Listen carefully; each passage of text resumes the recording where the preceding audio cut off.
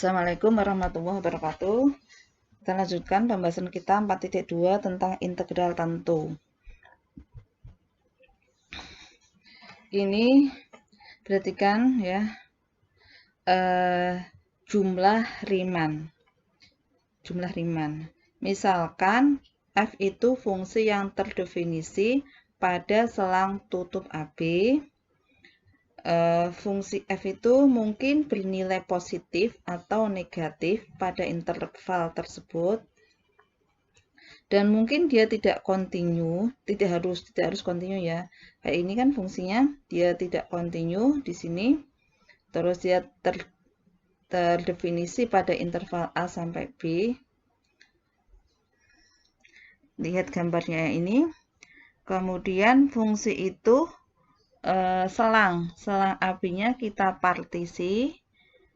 Kalau yang kemarin kita menghitung luas di bawah kurva menggunakan hampiran, juga dipartisi, tapi partisinya itu panjangnya sama, panjang tiap partisi, delta X-nya sama. Nah, kalau yang di sini delta X-nya tidak sama. Delta X-nya tidak sama ya. Di sini selang AB dipartisi menjadi 6 bagian. Ada delta X1 sampai delta X6.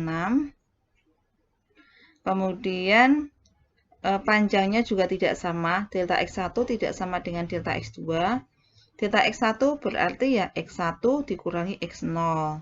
Delta X2 panjangnya adalah X2 dikurangi X1. Atau secara umum kita tulis delta X-nya adalah XI dikurangi XI min 1. Gitu ya.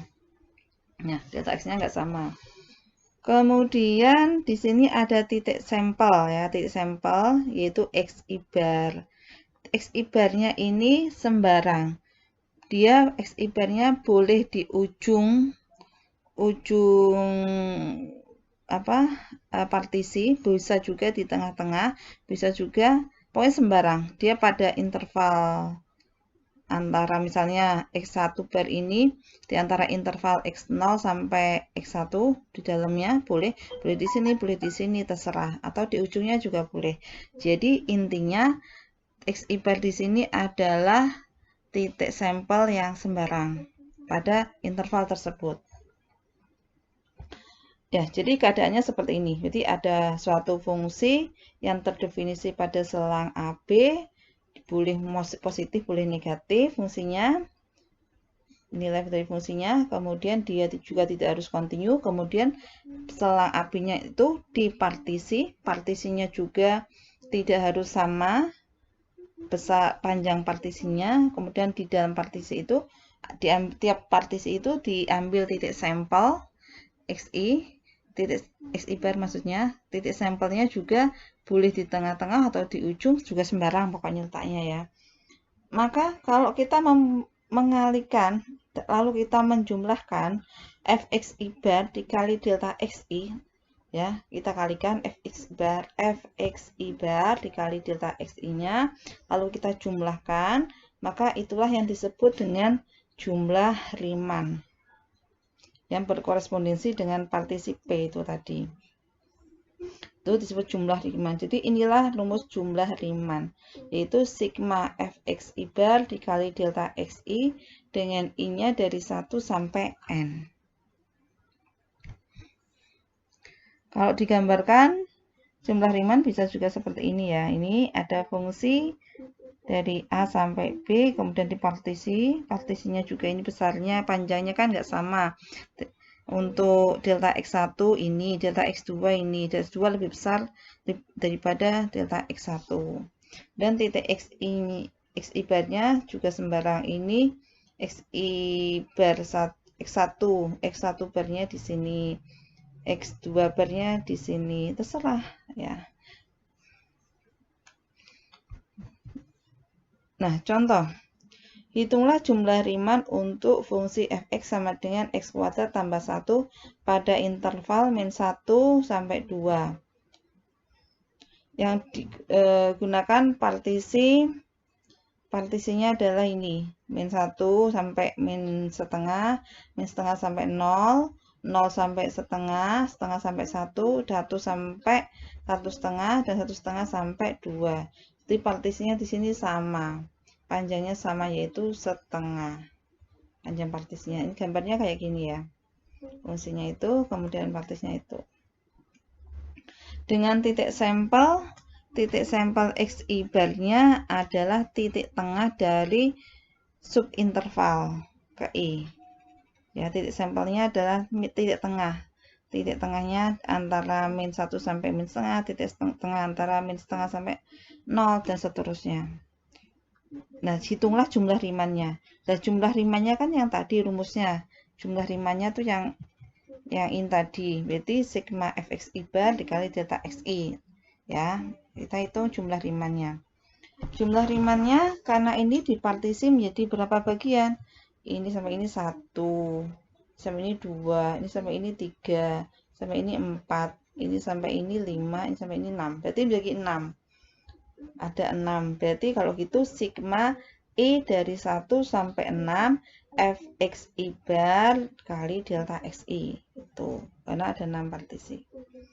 Lalu fxi bar ini kebetulan intervalnya kan sama, yaitu setengah. Maka ini fxi bar dijumlahkan dikalikan delta x-nya. Menghitung titik tengahnya, xi bar kan merupakan titik tengah. Menghitung titik tengah itu kan punya rumus titik tengah dari x1 sama x2. Rumusnya adalah x1 ditambah x2 dibagi 2. Jadi, kalau kita mau mencari titik tengah dari min 1 sampai min setengah, berarti ya min 1 tambah min setengah, kita bagi 2. Ketemunya min 0,75.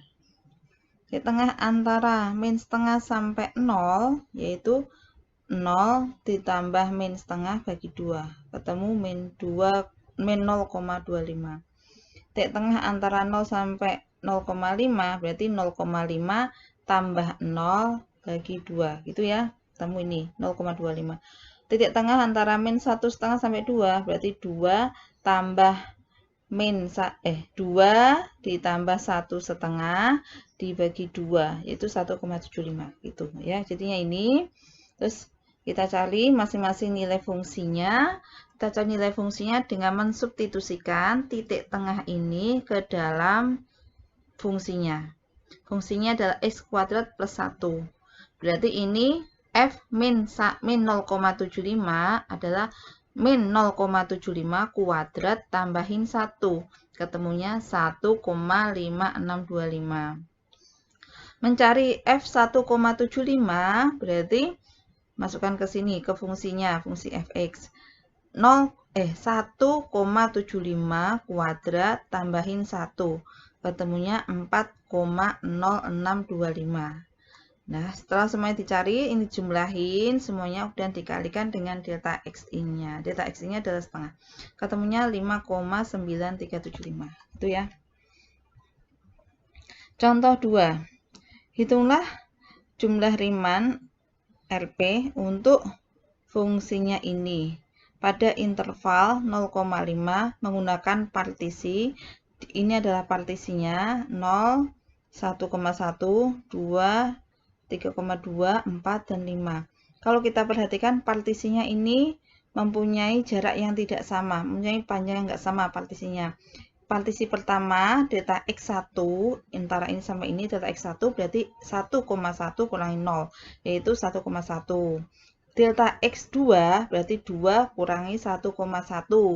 2 kurangi 1,1 berapa? Berarti 0,9 ya. Ya, delta x2 0,9 dan seterusnya. Delta x ke berapa ini? Ya, delta x yang di sini berarti 5 kurang 4 yaitu 1. Jadi partisinya, panjang partisinya tidak sama. Kalau yang contoh tadi panjang partisinya sama ya. Dengan titik sampelnya ini sudah ditentukan, yaitu delta xi bar 1, x1 bar 0,5, x2 barnya 1,5, ini sudah ditentukan. Maka kita cari jumlah Riemann. Jumlah Riemann RP tadi rumusnya adalah sigma fxi bar delta xi. I-nya dari 1 sampai n. Nah, ini partisinya ada berapa? Ada 5 partisi ya. 1, 2, 3, 4, 5. Ada 5 partisi. Maka I-nya dari 1 sampai 5. Lalu kita hitung. Karena ini delta xi-nya tidak sama, maka nggak bisa seperti contoh 1 tadi, dijumlahkan fxi bar-nya, lalu semuanya dikalikan delta xi-nya. Jadi ini kita hitung satu per satu ya, kita kalikan satu per satu. fx1 bar itu berarti x1-nya adalah X1 barnya 0,5. Berarti masukkan ke sini. 0,5 ditambah 1 dikalikan 0,5 kurangi 2 dikalikan 0,5 kurangi 4. Nah, berapa hasilnya? Dihitung, ketemunya adalah 7,875. Coba kalian hitung ya. 0,5 ini kali ditambahin 1. 0,5 kurang 2, 0,5 kurang 4. Lalu kalian kalikan hasilnya berapa? Apakah benar hasilnya adalah ini 7,875 gitu. Delta X1-nya berarti 1,1 kurangi 0 yaitu 1,1 gitu. Fx2 bar dikali delta X2. Fx2 bar berarti ini X2-nya, X2 barnya kita substitusikan ke sini. Berarti 1,5 tambahin 1 dikalikan 1,5 kurang 2 dikalikan 1,5 kurang 4. Hasilnya berapa? Setelah hitung ketemunya apakah benar ini? Silakan kalian cek coret-coret ya. 3,125. Dikalikan delta X2. Delta X2-nya berarti 2 dikurangi 1,1 yaitu 0,9 dan seterusnya. Setelah dihitung semuanya ketemunya 23,9698. Silakan dicek ya. Sekarang jumlah Riemann tadi sudah kita pelajari. Nah, kalau kembali ke jumlah Riemann tadi ya. Jumlah Riemann tadi itu kan kalau mencari luas di bawah kurva ini misalnya, kalau ini persegi panjangnya ini cukup cukup banyak atau sangat rapat sekali persegi panjangnya, maka jumlah Riemann ini otomatis akan menjadi luas hampiran dari jumlah persegi panjang ini pasti akan menghampiri luas di bawah kurva ini yang sebenarnya kan. Kalau ini kan masih ada kita jumlahkan kan masih ada lebihnya di sini, ini ada masih kurangnya dikit, ini kurang dikit, ini ada kelebihan. Nah, gitu kan. Tapi kalau semakin rapat persegi panjangnya ini sangat rapat sekali, pasti luas balok-balok ini kalau dijumlahin akan sama dengan luas di bawah kurva, ya kan? Logikanya kan gitu. Nah, di sini kita kembali ke definisi integral. Ada lambang sebelum ke definisi integral, ada lambang ini. Ini lambang yang kita bacanya norm. Ini bukan mutlak ya, ini namanya norm. Norm P. Norm P itu menyatakan panjang interval yang paling panjang. Tadi kan dibuat interval-interval, ya kan? Dari selang AB dibuat interval-interval. Yaitu kemudian delta X-nya yang paling panjang itu kita sebut norm. Norm yaitu menyatakan panjang interval yang terpanjang dari partisi P. Ya, saya ulangi. Norm P ini berarti panjang interval yang paling panjang dari partisi P gitu. Jadi, panjang interval yang paling panjangnya kalau intervalnya itu yang paling panjang aja menuju ke 0, bagaimana dengan interval-interval yang lain? Pastinya lebih kecil dari norm P kan. Interval-interval yang lain pastinya kan lebih kecil dari norm P kan, karena norm P kan panjang interval yang paling panjang. Yang paling panjang aja menuju 0. Bagaimana dengan yang lain? Pasti lebih kecil lagi. Artinya kalau intervalnya kecil banget ya, norm P-nya menuju 0, artinya kan sangat padat-padat, rapet-rapet sekali persegi panjang tadi kan, sangat rapat sekali. Nah, sama aja gitu kan. Nah, ini yang disebut dengan definisi dari integral. Integral itu merupakan limit dari jumlah Riemann. Ini tadi kan rumus jumlah Riemann. Ini kan merupakan rumus jumlah Riemann. Lah, rumus jumlah Riemann-nya ini dilimitkan dengan limit selangnya tadi menuju ke 0. Selang terpanjangnya menuju 0. Jadi integral merupakan limit jumlah Riemann. Ya kan? Kalau panjang intervalnya menuju 0, otomatis kan persegi panjang sangat banyak sekali, sangat rapat sekali, sehingga mendekati luas yang sebenarnya. Nah, definisi dari integral tentu ini adalah, misalkan f ini fungsi yang terdefinisi pada selang tutup AB jika limit dari jumlah Riemann ini ada, kita katakan bahwa f terintegrasi pada AB. Ya, lebih lanjut, integral AB, integral fx dx dari A sampai B kita sebut definite integral atau integral tentu atau integral Riemann dari A ke B jika diberikan rumusnya seperti ini. Jadi integral A sampai B fx dx sama dengan limit jumlah Riemann. Jadi limit jumlah Riemann ini merupakan integral. Nah, ini definisi yang penting ya. Jadi kalau mau ditanyakan hitung integral menggunakan definisi limit jumlah Riemann, ya kita menggunakan ini ya, rumus ini. Yang kalian kenal integral yang di waktu SMA itu menggunakan teorema ya. Nah, kalau menggunakan definisi berarti menghitungnya seperti ini. Ini ada beberapa sifat dari integral. Integral dari A sampai A fx dx sama dengan 0. Integral dari A sampai B fx dx itu sama dengan min integral B sampai A fx dx. Ya, dengan catatan A-nya lebih dari B. Integral dari, contohnya integral dari 2 sampai 2 x pangkat 3 dx sama dengan 0. Integral 6 sampai 2 x pangkat 3 dx sama dengan min integral, ini dibalik ya, 2 sampai 6 x pangkat 3 dx. Teorema A, teorema keterintegralan. Jika f terbatas pada selang AB dan f kontinu, kecuali pada titik-titik tertentu yang berhingga, kemudian f, maka f terintegralkan pada selang tutup AB. Jika f terbatas pada selang tutup AB dan jika f itu kontinu kecuali pada sejumlah titik tertentu, maka f terintegralkan pada selang tutup AB. Ya. Khususnya jika f kontinu pada semua selang tutup AB, maka f terintegralkan. Jadi kalau fungsinya terbatas, kontinu, maka dia akan terintegralkan pada selang tertutup itu.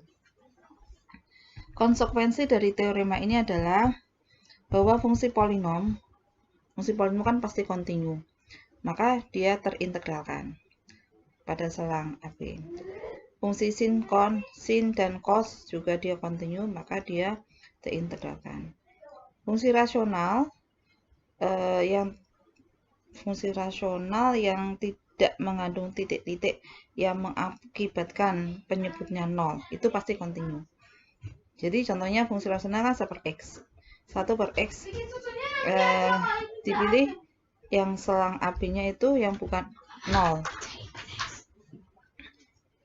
Jadi kan dia terdefinisi pada selangnya yang bukan 0 ya, 1/x. Jadi x selangnya jangan dipilih yang 0 gitu. kalau fungsinya super X, ada selangnya, ada yang dipilih 0, misalkan 0 sampai 1, maka di 0-nya kan dia tidak terdefinisi. Dia nggak di situ, maka ya tidak bisa digunakan. Jadi dipilih yang pembaginya tidak 0 gitu, yang mengakibatkan pembaginya tak 0. Maka fungsi rasional juga fungsi yang kontinu. Fungsi yang terintegralkan maksudnya. Contoh 3. Hitunglah integral dari min 2 sampai 3 x plus 3 dx. Ini kita belum bicara teorema, gimana mencari integral. Maka kita masih menggunakan definisi. Jadi kalau suruh menghitung, nah kita belum mengenal teorema ya. Jadi kita masih menggunakan definisi integral, bahwa definisi integral itu merupakan limit jumlah Riemann. Jadi kita cari jumlah Riemann-nya lalu kita limitkan dengan norm P-nya menuju 0 gitu ya. Cara mencarinya sama waktu kita menghitung luas di bawah kurva menggunakan persegi panjang, pendekatan atau hampiran persegi panjang, persis sama kayak gitu. Di sini x0-nya adalah min 2 dan xn-nya adalah 3 ya. Ini x0-nya min 2, ini xn-nya 3. X1 berarti kan min 2 ditambah delta x ya kan pastinya. Kalau dulu kan dari 0 sampai 2 misalnya.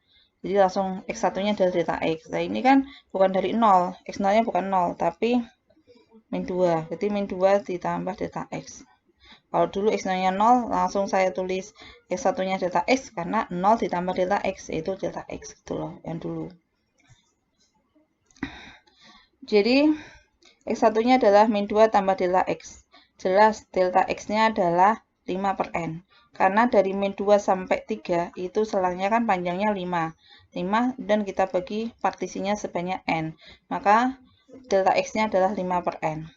X2 berarti min 2 ditambah 2 delta X. Pasti ya, paham ya ini ya, kenapa begini. Yaitu min 2 ditambah 2 kali delta X-nya adalah 5/n. Sampai ke XI berarti min 2 tambah I delta X. Sama dengan min 2 tambah I kali 5/n. Pasti gitu. Terus kita cari, nanti kan kita akan mencari jumlah Riemann-nya. Jumlah Riemann itu kan Fxi delta Xi kan. Jadi kita cari berapakah Fxi delta Xi kalau dijumlahin gitu. Fxi karena Fx-nya adalah ini, mana Fx-nya? Ini X tambah 3. Maka Fxi berarti ya Xi tambah 3. Xi tambah 3 sedangkan Xi-nya adalah min 2 tambah I kali 5/n. Kita tambahin 3. Kalau ini kita tambahin 3 kan, min 2 tambah 3 kan 1. 1 plus I 5/n. Maka ini menjadi 1 plus I 5/n. Ya kan? Ini dari Fxi-nya dulu. Kali delta X. Delta X-nya adalah 5/n. Jadinya seperti ini. Paham ya? Saya ulangi lagi Fxi-nya. Karena Xi-nya adalah Fxi-nya adalah Xi tambah 3, Fx-nya kan X tambah 3, maka Fxi-nya adalah Xi tambah 3. Xi-nya sendiri adalah ini Xi, lalu kita tambahin 3, min 2 tambah 3 adalah 1, 1 plus I kali 5/n. Ini. Lalu kita kalikan sigma, karena sigma merupakan operator linier, maka ini bisa kita pisahkan ya. 1 dikali 5/n, maka menjadi sigma 5/n. Ya, 5/n-nya keluarin, boleh ini 1. Ditambah sigma 5/n dikali 5/n kali I. 5/n kali 5/n, jadi 25/n kuadrat kali sigma E. Kemudian ini 5/n. 5/n adalah sigma I. I-nya dari 1 sampai N kan N. Berarti 5/n kali N. Sedangkan sigma ini 25/n kuadrat sigma I. Pakai rumus yang dulu ada itu N kali N plus 1/2. Setelah dihitung ketemunya ini. Ini adalah jumlah Riemannnya. Sedangkan integralnya merupakan limit jumlah Riemann. Jadi integralnya adalah jumlah Riemann ini dilimitkan dengan norm P-nya menuju ke 0.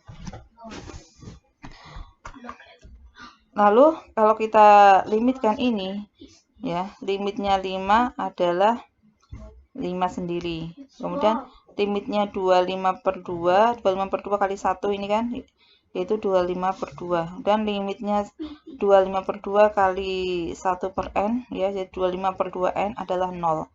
Jadi hasilnya adalah 5 ditambah 25/2, yaitu 35/2. Jelas ya? Contoh 4.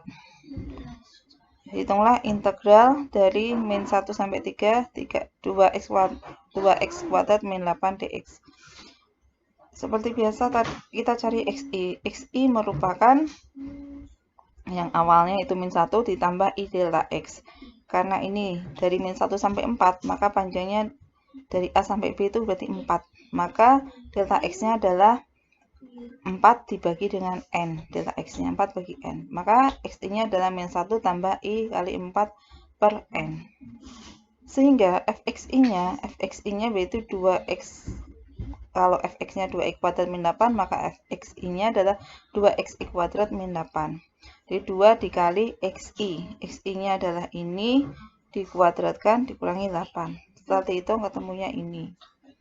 Lalu kita cari sigma fxi bar. Kita cari jumlah Riemannnya. Jumlah Riemannnya itu sigma fxi bar kali delta xi. Ya. Fxi barnya adalah ini tadi. Dikalikan delta x-nya. Delta x-nya adalah 4 per n. Ya, min 1 sampai min 3 panjangnya adalah 4 per n. Delta x-nya. Lalu kita jumlahkan, ini kalikan ini. Jadi 24 per n kali sigma 1. Kemudian ini kali ini, min 16 per n i kali 4 per n. Menjadi 64 per n kuadrat sigma i ditambah 32 per n kuadrat i kuadrat kali 4 per n. Yaitu 128 per n pangkat 3 sigma i kuadrat. Sigma i kuadrat, sigma i. Dulu rumusnya sudah ada. Langsung kita masukkan, dihitung, ketemunya adalah ini. Lalu integralnya merupakan limit jumlah Riemann. Maka ini dilimitkan. Hasilnya adalah ini. Paham ya? Kalau belum paham boleh ditanyakan nanti saat pertemuan secara offline.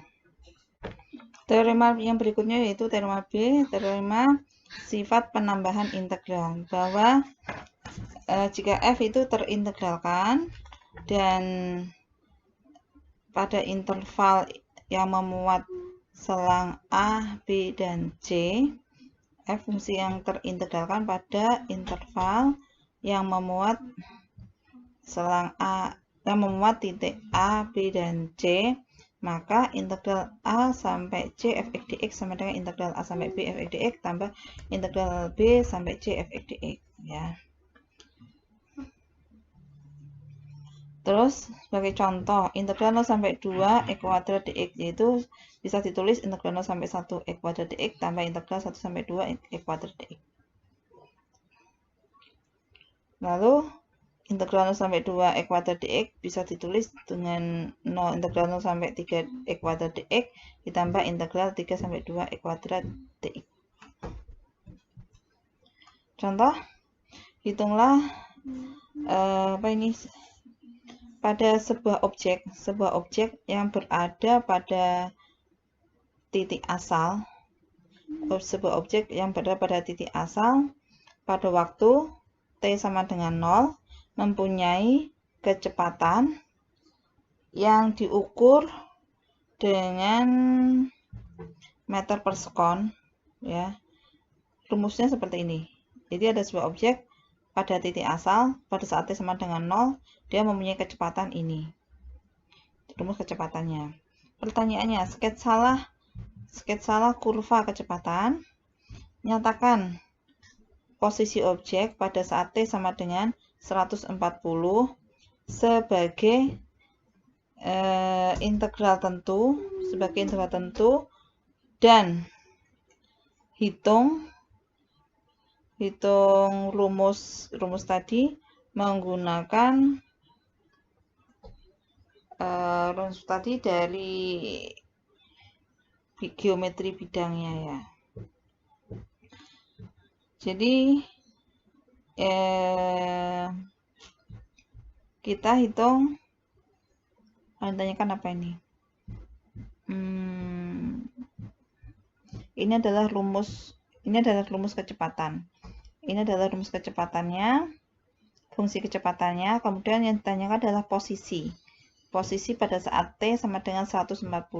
Kalau posisi itu kan S ya. S merupakan, atau gini, kalau kecepatan itu kan turunan dari jarak atau posisi ya. Nah, kalau gitu, kalau mau mencari posisi berarti integral dari kecepatan, ya kan? Atau anti turunan dari kecepatan. Berarti kan integral dari ini. Maka kalau kita mau mencari posisinya, S-nya, pada saat T sama dengan 140, berarti kita cari integral V ini dimulai T-nya dari 0 sampai 140. Kan gitu ya logika berpikirnya. Ya, posisi atau S adalah integral dari V. Jadi, S sama dengan integral dari VT dt, posisinya dari 0 sampai 140. Maka ini bisa kita pecah karena diketahui rumus kecepatannya seperti ini. Berarti integral dari 0 sampai 40 VT dt ditambah integral 40 sampai 60 VT dt ditambah integral 60 sampai 140 VT dt. Nah, VT dt-nya pada saat 0 sampai 40 adalah T per 20. Pada saat T-nya 40 sampai 60, maka V-nya adalah 2. Ini 2. Dan pada saat T-nya lebih dari 60, maka V-nya adalah ini, 5 min T per 20. Ini dihitung integralnya. Nah, saya kira untuk mempermudah, kita bisa menggunakan teorema yang sudah kalian pelajari di SMA, cara mencari integralnya. Ini yaitu ketemunya 40, ini ketemunya 40, ini ketemunya berapa nih? 40 min 40 itu akhirnya didapatkan hasilnya adalah 80 gitu.